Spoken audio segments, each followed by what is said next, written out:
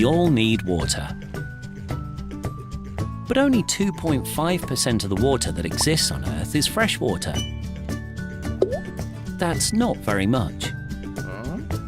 Knowing where fresh water is and how we manage it can help us provide a solution to one of our most pressing problems, making sure there is enough water to sustain all living things on the planet. So, where is this water, and how much is there of it? About 70% is in the form of ice, 30% is groundwater, and lastly only 1.2% is surface water, namely rivers, lakes, ground moisture, permafrost and water present in the atmosphere. It's a common perception that fresh water exists only in rivers and lakes. But most liquid fresh water is actually hidden underground and can be found in the most unexpected places. So, who uses this water and how is it managed?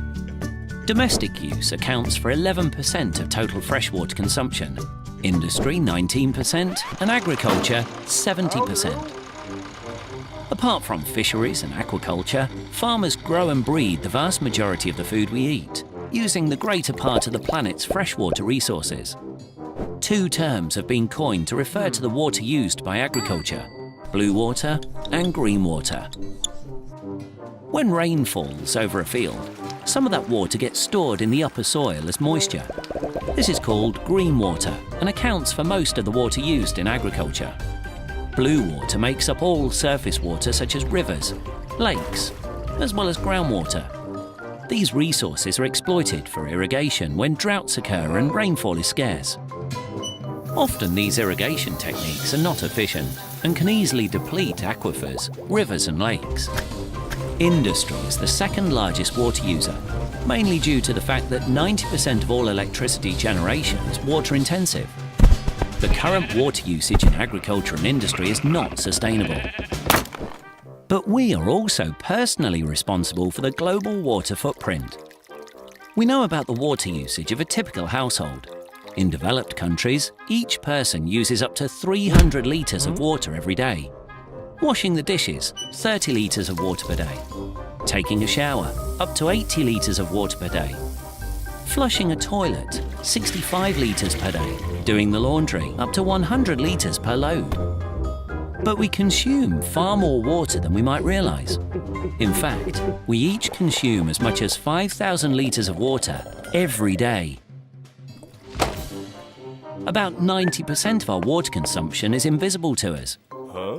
This is what we call virtual water.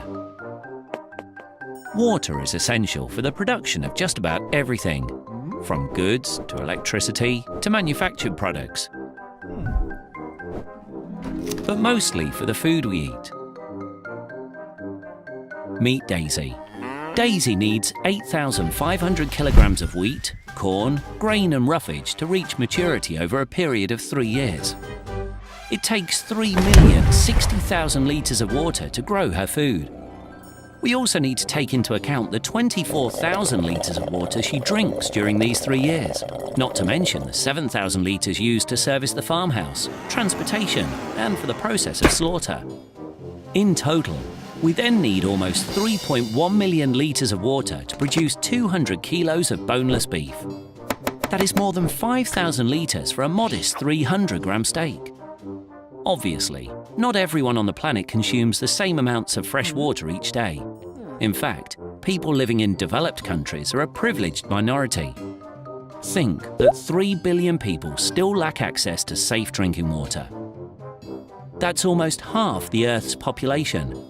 It would make a queue of people long enough to stretch to the moon and back again.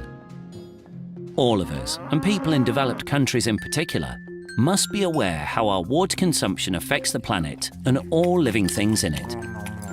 In the era of technology and information, ignorance about our water footprint is unacceptable. Globalization has shrunk the world. We are all highly interconnected, and our consumption patterns have an impact much beyond our local communities.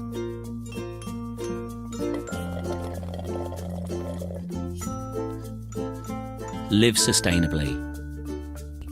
Act responsibly. Let's not lose sight of the bigger picture.